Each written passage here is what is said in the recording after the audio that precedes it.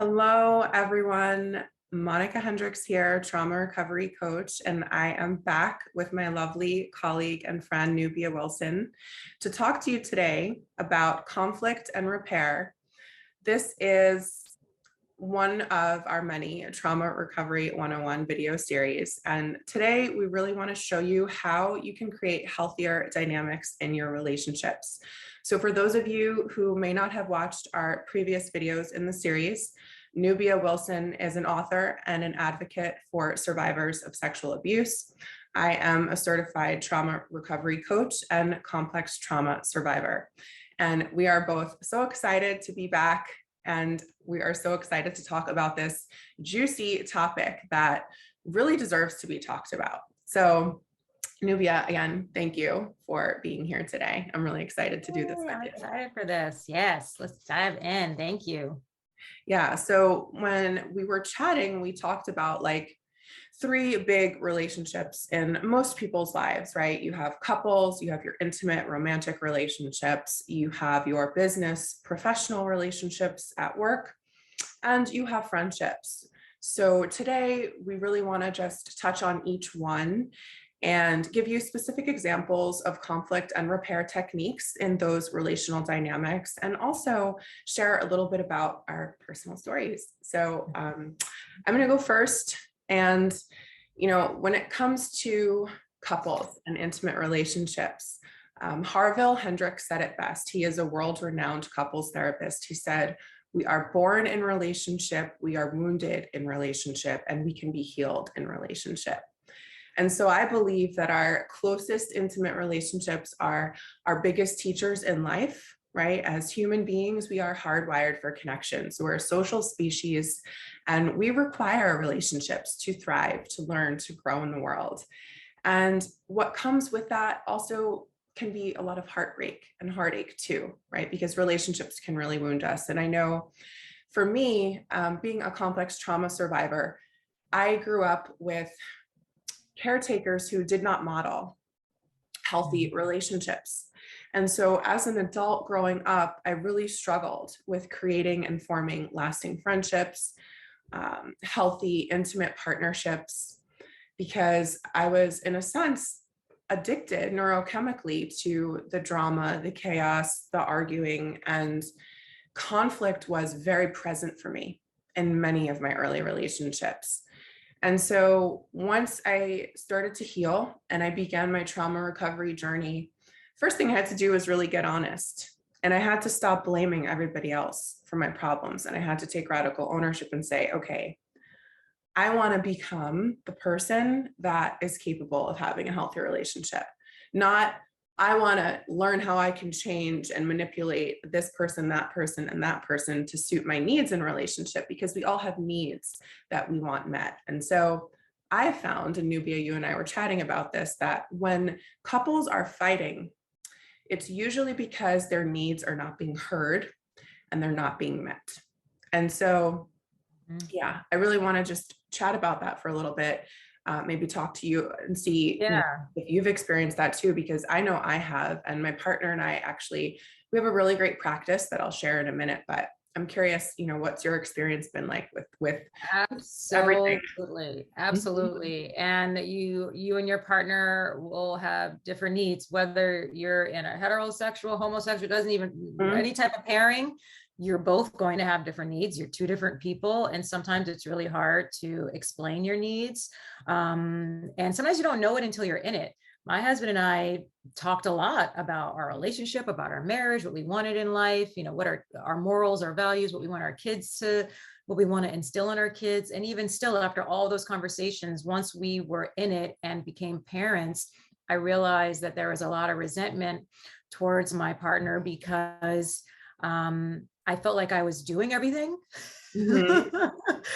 And then when it came to raising the kids and keeping track of all of that goes into that, and even though my husband does things around the home, I felt like there was an imbalance. And moms talk about this a lot. We call it the mental load, right? And And so in addition to feeling like I have a million things on my plate, and then that's just for the kids, and then I'm supposed to be this like loving, amazing wife, you know, to my partner and have some energy for him. I was like, wait, is anyone doing anything for me? You know, like, did anyone ask me if I needed any help?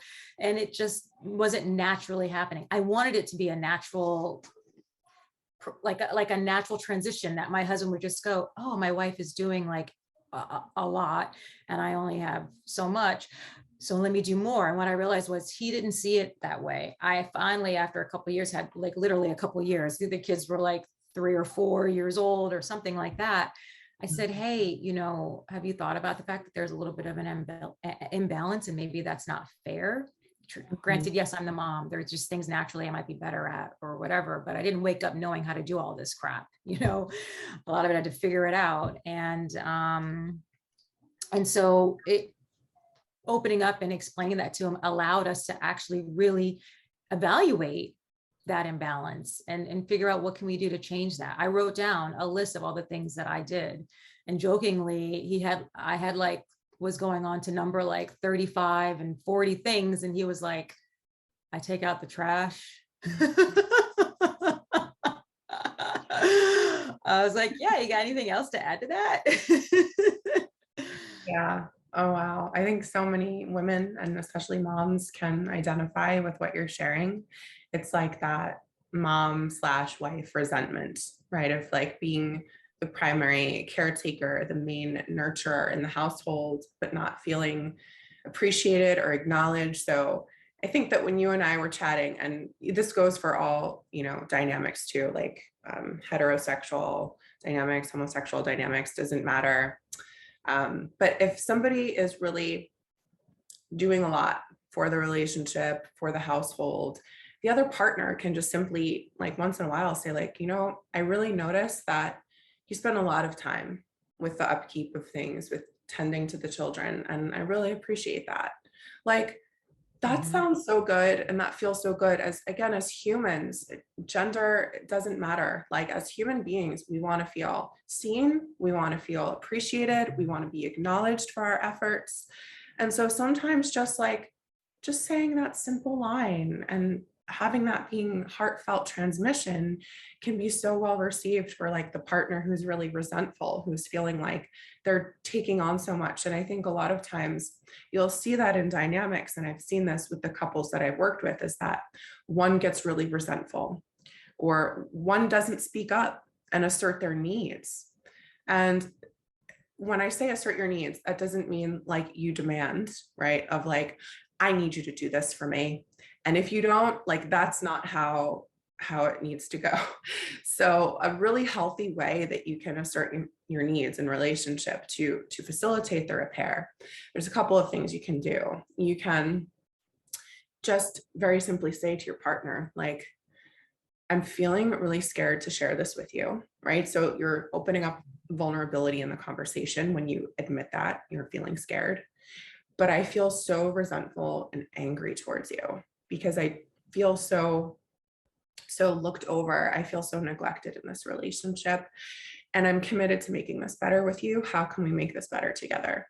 Now that sounds so much better than, I can't believe that you didn't do X, Y, and Z, right? Mhm. So Mhm. there's like all these ways of talking, and there's language that you can use. There's specific phrases you can use.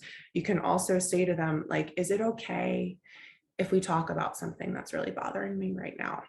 Like, asking for permission is another really beautiful way to facilitate repair because it allows choice for the other partner. Um, a lot of times, I think, especially couples, and I felt this way too, like, I feel like I don't have a choice. Like, I need to resolve it right now, or I need to be heard right now. And that's not fair, right? To myself or my partner, right? Like, you want to bring in choice and consent and repair. So one of the things that my partner and I love to do is, and we've done this in the past and it works for us, so it may work for you, is that we just take some space and we'll like write down a list of things that we feel are very important needs that we have that are not being met. And when usually what happens, like when we flip flop and we go over them later on, we'll look at it and typically like the first need is like the opposite from the other person. Like it's like, it's so interesting how it works. It's like, oh, well, you want this from me and I want this from you. And then it's like, okay, well, how can we make this work together? So then we invite collaboration in. And a lot of times repair in a relationship, especially your intimate ones, it requires a degree of compromise. And sometimes accommodations must be made too. Like if you're with a partner who has experienced complex trauma or any degree of trauma, really, right? And if they're very, let's say they're mistrusting of a lot of people, well, there might be some extra things that you need to do as their partner to reassure them from time to time.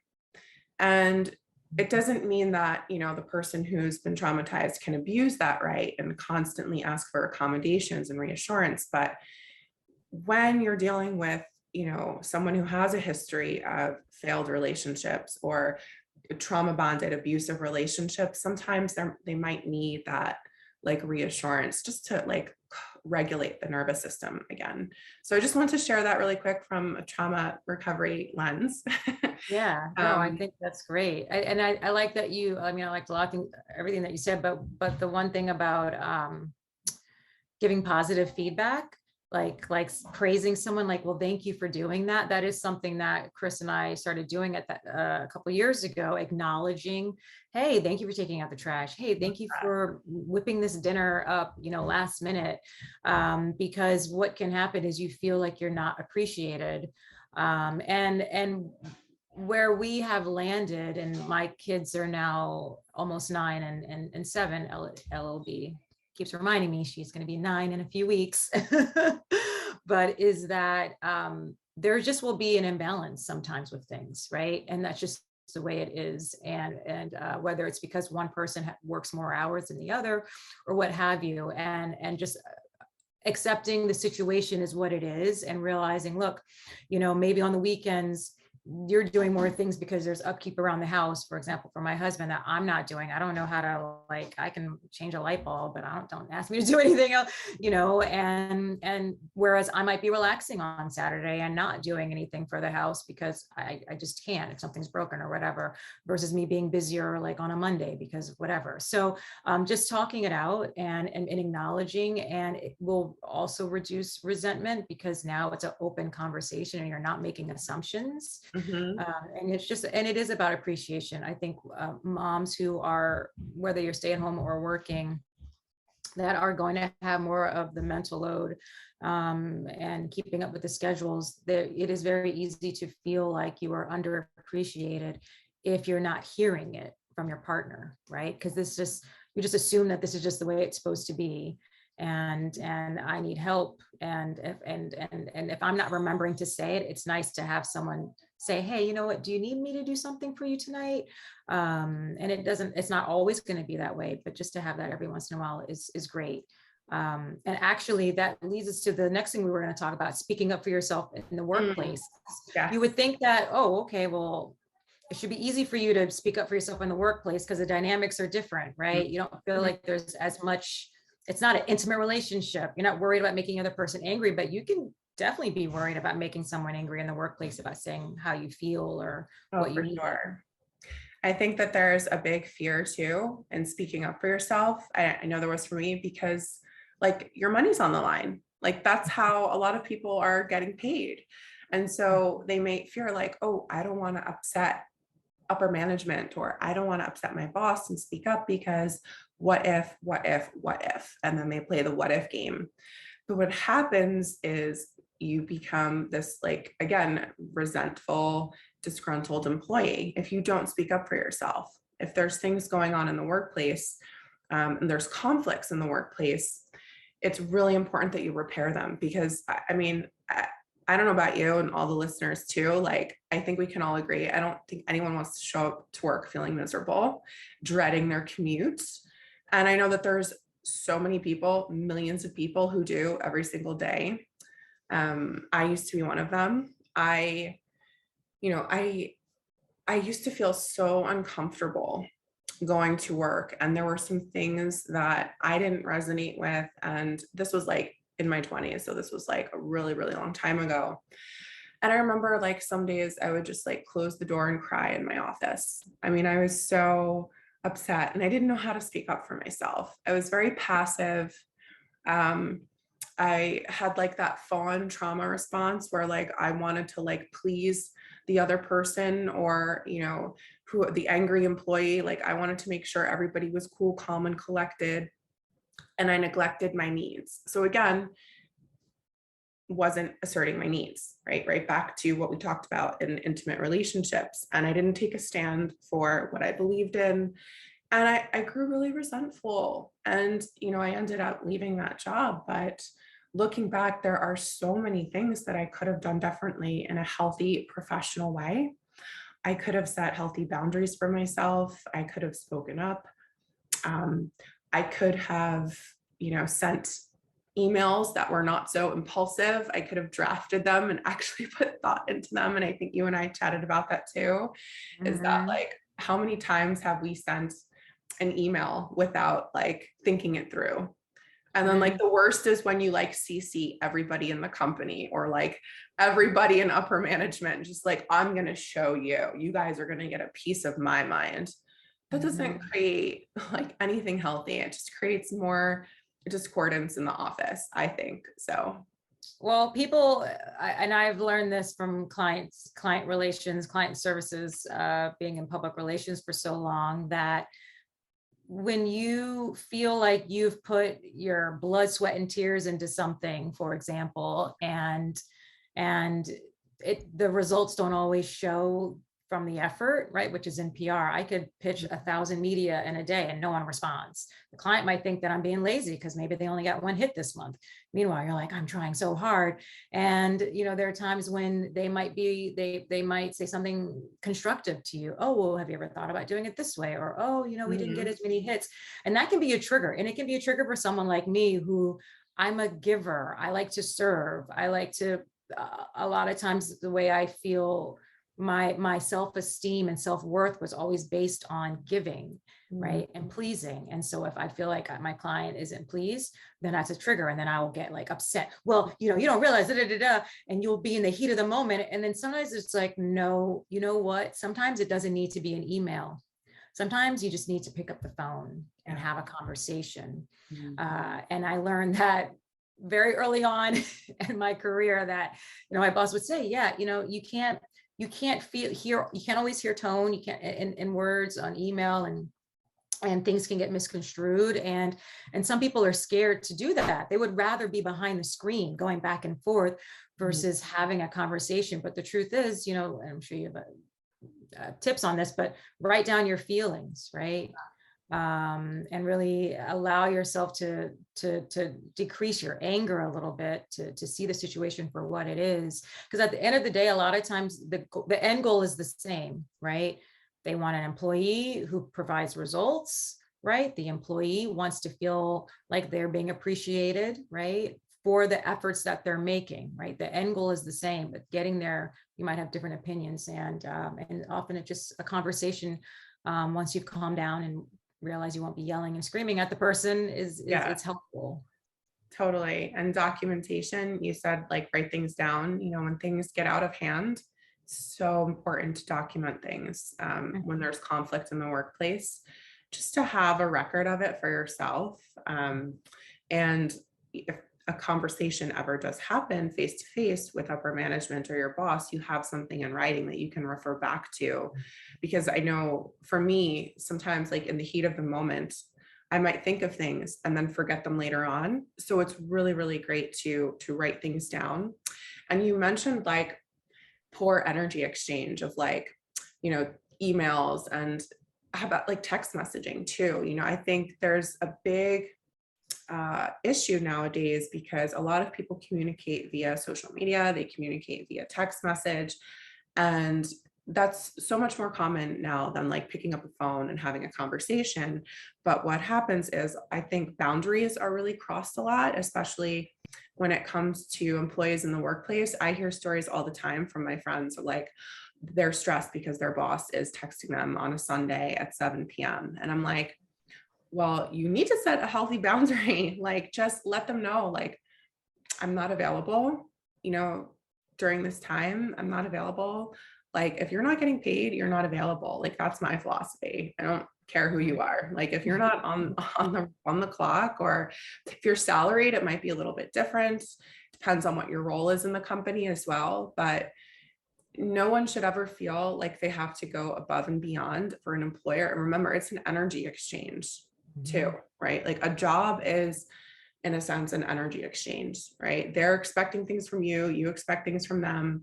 But in a healthy work employee relationship, there should be a beautiful, healthy exchange of energy, meaning no one is giving more than the other, no one is taking more than the other.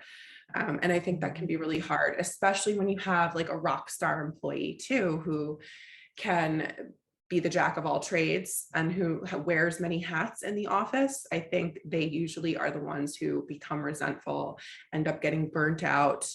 But at the end of the day, it's everybody's responsibility to speak up for themselves and assert those needs and repair those relationships. And I think oftentimes, if you work for a good employer and you come to them and you say like, hey, like, this just isn't working for me, but I really want to make this work. I'm committed to this company. How can we make this work together? You know, again, you want to make this like a even playing field, so to speak, right? You don't want to like come to them with your ego, with pride, being all defended. You really want to come to that conversation with like, how can we make this work? It's a totally different energy. And I think that employees want to be appreciated. And I also think that employers want to be appreciated, right? They're funding the lifestyles of their employees in a sense, right? So I think like we can even bring appreciation into the workplace, right? How can you show your employees more appreciation? And for employees, how can you show your boss that you really, you know, appreciate them if they deserve it? I'm just kidding. Well, if they deserve it. And I think you brought up a good point early on where you were at a place that you ended up moving on from. Who knows, maybe if you had spoken up, it could have been a different story. But I have had the situation where I just realized this is just not going to work. Yeah. You know, the way that the company was being run, there was no HR person to even be an advocate or to small, you know, which happens a lot with smaller businesses. And Yes. sometimes you have to see the writing on the wall, which is, this is the way it is here. That person's not going to change. And I've stuck it out as long as I can, and I've got to find something else. And I will say, I'm happy that I did have some situations like that in early on in my career, because then when I looked for my next position, I knew the questions to ask, right? Yeah. Or just like, and I knew how to analyze a little bit better of the works, the culture, right? And people forget, when you're interviewing, it's not just about you being interviewed to see if you're a good fit. You need to interview the company, right? And your potential boss, and ask questions that will help you evaluate. And so there's like the trial and errors can help you get there. So yeah, that's so like huge what you just said about the interview piece, because that literally can set the tone for the relationship. It's just like the onboarding call that I have with a client before we begin a long-term contract. It's like you set the tone for the relationship early on. And I think that helps establish safety, trust, boundaries, so many good things in those relationships. So yeah, I mean, I can go on and on about it, but you know, I had many jobs throughout my life before I jumped into entrepreneurship, and I learned valuable lessons at each one of them. And I think at the end of the day, it made me a better, you know, CEO of my own company, because, you know, now I have both ends of the spectrum where like I've worked for some amazing people. I've worked for some jobs where I didn't feel appreciated. And I can really look back now and say like, wow, you know, they were all a learning experience for me. So again, relationships are our teachers, right? Our No matter what teachers. they are. And that even with friendships, right? We were talking about friendships and how you'll have friends, if people think, oh, if you fight with your friend, that means you maybe aren't going to be friends anymore. Friends have fights and can stay and can maintain a friendship, Yeah. Mm-hmm. right? It can go back and forth like that. And that really is something that you and I talked about too. I had this one friend who we would get into a lot of conflict, and then we wouldn't speak. And sometimes we wouldn't speak for like months at a time. But then somehow, some way, the universe would connect us again and we would come together again. And it was like we just hit it off. But there was never an acknowledgement of the previous conflict. It was Mm, sort of like we just hit it off.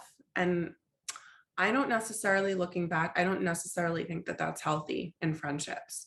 I think that it's really important that when you do have a conflict in a relationship like a friendship, that you address it immediately after, once the repair is happening, or once you're coming back together. Don't just gloss it over like, oh, we're just friends, we do this all the time. No, like, mhm. no. You want to bring respect to your friends, kindness to your friends, empathy. You don't want to just like gloss over things if that relationship is valuable to you. And I think that, again, it was a learning experience, right? You can have trauma bonded friendships too. They don't just have to be romantic relationships. Friendships can get really, really unhealthy. I don't want to use the word toxic, but like, yeah, they can get Yeah. toxic. Well, that because sometimes you end up sometimes there can be jealousy there, Mhm. when you think about why so, that I had a particular friendship that I had for a long time from college onward, and we try to maintain a friendship after college, living in the same city, and sometimes your lifestyle changes, right? One Mhm. person might be single, the other person isn't, and that can create a rift, because one person's like, well, I just want to go out and party, have fun. The other person's like, I have a boyfriend, so I'm Mhm. not trying to get drunk every night till 3 a.m. Mhm. So anyway, I will just share that. Not that this was the situation with this friendship. Um, one of us was single. One had recently become, excuse me, I had I started dating a boyfriend, and she had just broken up with a boyfriend, and Mhm. so that became an issue. So Mhm. uh, we Yeah. stopped talking after a couple months because I learned that she was, talking smack behind my back and things, and I was like, what, it's a jealousy thing, and I took a step back and I stopped talking to her for a few years, and um sometimes it's also a maturity thing too, where I was actually the one that to come back and say, hey, you know what? I hear you're moving out of the city. I'd like to see you before you go. And I didn't say like rekindle our friendship, but I think it was kind of understood through our messaging, which might have been through text or email Yeah. actually. And when we saw each other, we did open up, and she apologized and she understood why I had to take the break, and we have been friends since then. But I think the break was good. She Mhm. grew, and I grew, and so that's just a reminder to those listening: you can take a break from a friend for Yeah. yourself, right? That's okay. And if the friendship is strong enough, you can come back and work it out. Yes, I totally believe in that. And I think you said it, like time and space are two big healing components to a lot of friendships that are constantly being met with conflict. So if you take that time and space from one another and you take like almost an inventory of the friendship to say like, okay, what are we always coming up against? What's our main conflict here? And really take a look at that, get honest and say like, is this worth a repair? Or is this just a friendship that has just drifted out of my reality? Because sometimes we evolve beyond our friends. And it's happened to me many times where, I was on this like healing journey, healing my trauma. And there were many friends who were still like living this lifestyle that I just no longer wanted to be a part of. And I had to let them go. And it wasn't necessarily even because there was conflict in the friendship. It was just because I was at a point where I needed to reparent little Monica. I needed to show up for me, and I needed to make some big girl decisions about who's coming with me to the next level. And at the time, honestly, only I was coming with me. Like, I wasn't bringing anybody with me. I had to literally like wipe the slate clean and cut off, I think, most of my friendships at the time. And it was a healthy and difficult decision for me, but it was required because I needed a radical change in my life. I could not continue, having friends who expected me to, go out after work and have drinks and all these things. It wasn't healthy. It wasn't conducive to the lifestyle that I wanted to live. And so sometimes, it hurts, but we've got to make these big decisions for ourselves and say, like, you know what? I've evolved beyond this friendship, and that's okay. Like, that's okay. I think you can agree, Nubia, right? Like, look at every like decade. If you could break down your life in decades, right? So like look at every decade and look at the relationships that were present in your life in that decade. Like, you can see things evolve, things fade in and out. Like, the people who were in my life when I was 21 are not in my life now, right? And sometimes we have those friends, those like ride or die friends, they stay with us forever, right? Which I think is beautiful and so rare. I had a friend like that. Her name was Megan. And Megan, if you are listening, I would love to reconnect with you. She was my childhood friend, but we drifted apart because she moved, but I have a feeling she would have been my one like lifetime friend. Um, so yeah, sometimes we just have to part ways with them, and you can do that in a healthy way. And if you don't want to part ways, if the friendship is worth saving, then it's super important to invite collaboration into the repair process. Because a friendship is collaborative, right? It is supportive of the other. It is the person that you can lean on when times get tough. And so I think it's really important, instead of like blaming, to invite collaboration in. How can we make this better together?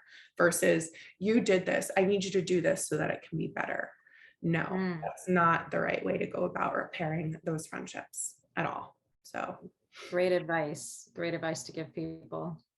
yeah, I've come a long way. I'm not healed enough yet to where I can say like I'm the relationship expert, but if you looked at my track record from like my early years of life, it's so different. It's a complete 180, complete transformation. Well, it's all about looking at things objectively, right? Yeah. Which is not always easy to do, especially when emotions are in the way. But Yeah. I think that's actually that's like the theme of all of these different categories: relationship, professional, friendship, is being able to, yes, like acknowledge how you feel, but then to be able to look at the situation objectively and figure, as you said, how to collaborate, how to repair, so that you can come together in a way that works for both people.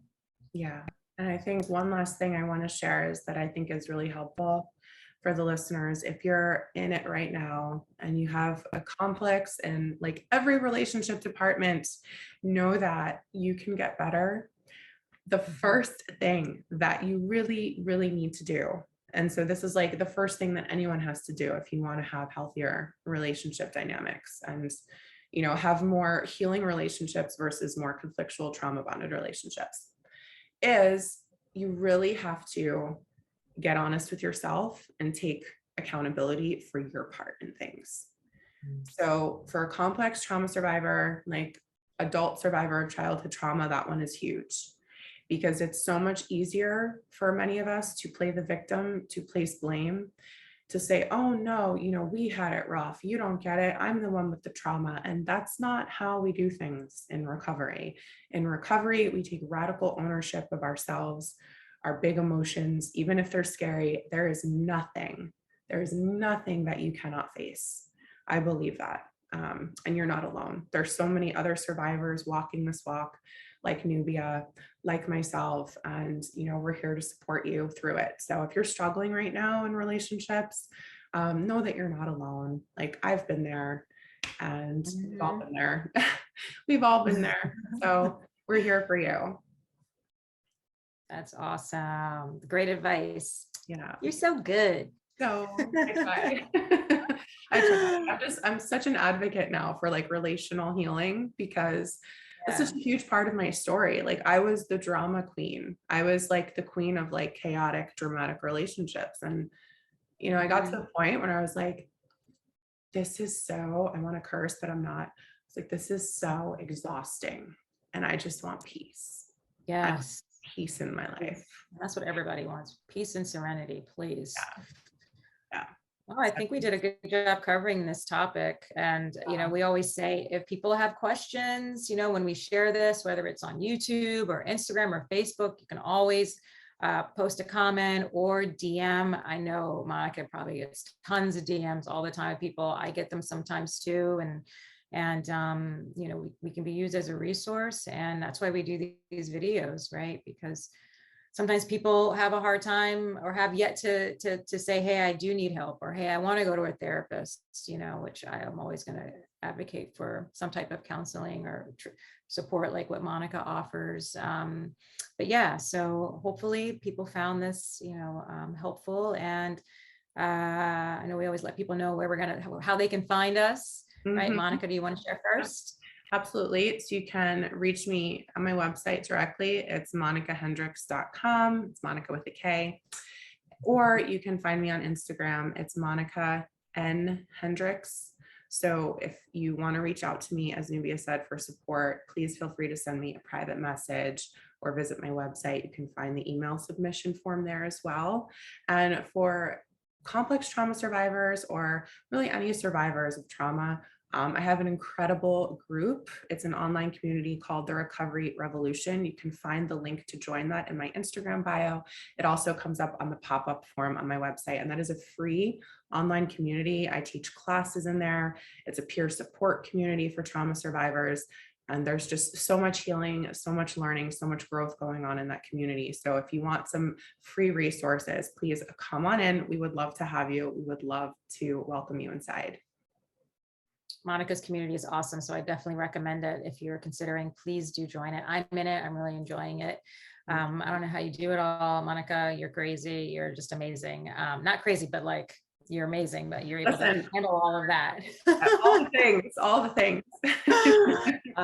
So yes, I have a website as well, nubiaduval.com. I'm a little bit behind in my blog, but I do blog on there. I have a series called Thrivers in Action where I will feature people. And actually, I should feature you on there. I should send you questions so that I can put you on there. Love that. Yeah.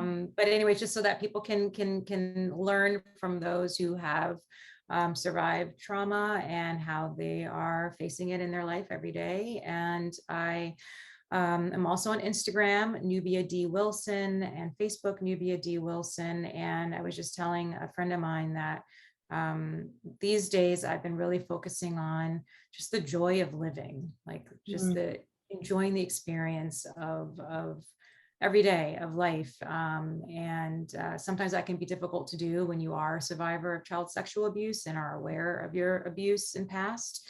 But yeah, just the joy of living. That's what I'm focusing on right now, and how to do that in every moment of the day. I love that. That is everything right there, right? And having a beautiful lived experience. That's it. So Thank you. So thank you everyone for tuning in, for watching this series. We are so excited. We're going to be coming back in the fall. So we'll be releasing more in the fall of 2022. So you can stay tuned. And until next time, bye for now. Take care, everyone.